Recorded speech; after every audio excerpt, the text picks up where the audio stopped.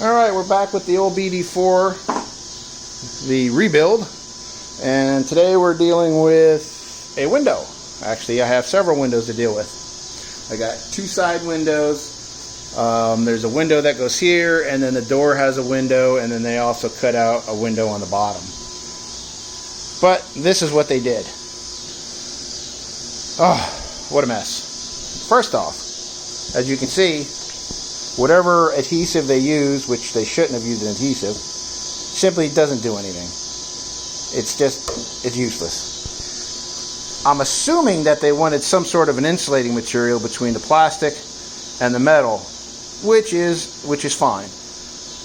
They drilled these holes for these nice round washers, which is fine. I mean, that's one way to secure this. But as you can see from this hole here, when I put the nut through, there's simply not enough room for this thing to expand and contract. There's a little bit of wiggle room, maybe a 32nd. That's just not enough.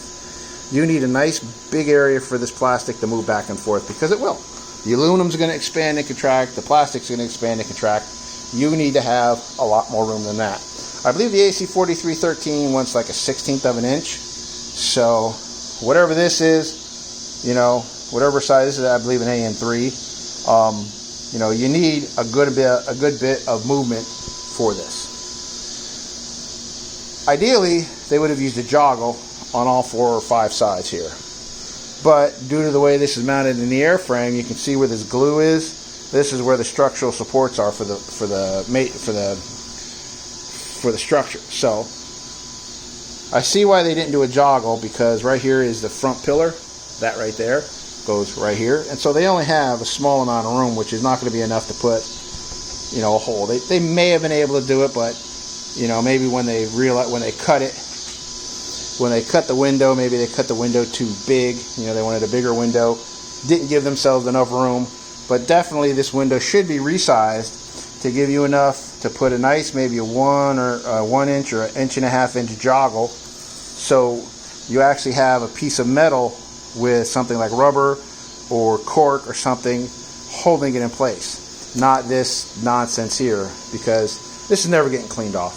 I mean, this window's a one-time use, but you know, if you wanted to replace it, or if you're using something more expensive, you're never getting garbage like this off. But if you use the joggle and you use the insulating material like rubber or maybe cork or you know, something, you just peel it off and you're done. But again, what I'm going to do, yeah, it's going to make the window a little bit smaller, but it's going to get rid of the need to drill all these stupid holes.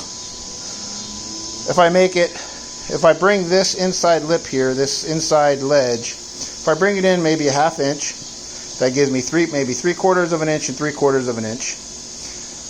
Holds the window in place.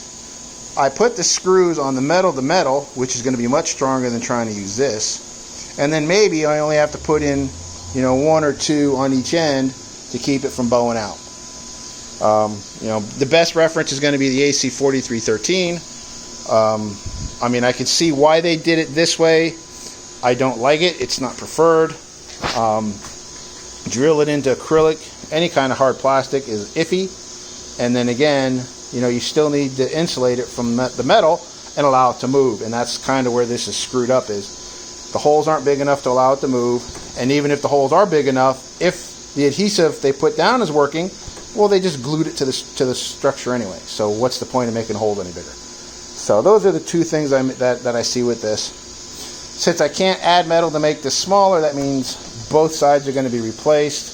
And again, the panel goes here. This is where it originally went, here.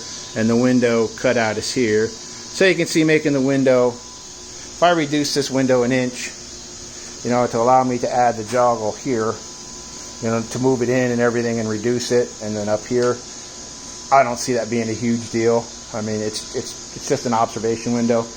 When people are sitting, you know, their heads are about right here, and they're looking forward and looking out to the side, so I don't think it's going to lose a lot. But again, this, while, like I say, while acceptable, it just was not done correctly because of the holes, the adhesives. Alright, well, that's it for now. We're still taking this apart and undoing the unacceptable work that was done to it. and this was the latest project that we're working on, is skins. So next video should have some more information as I keep taking her apart, and let me show you what the other side looks like here.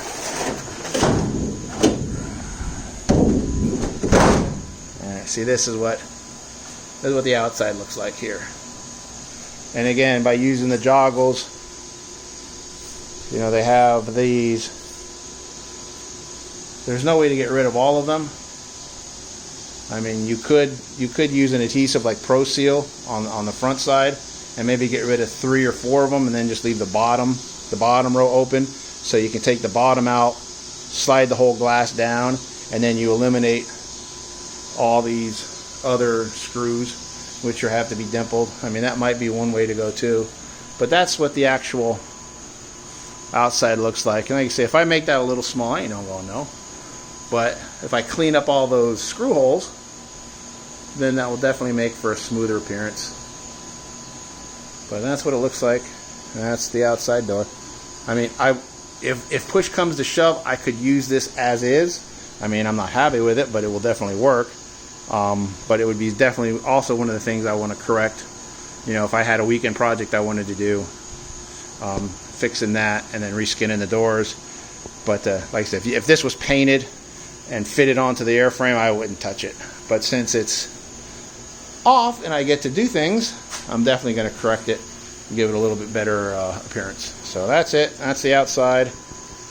That's what it looks like.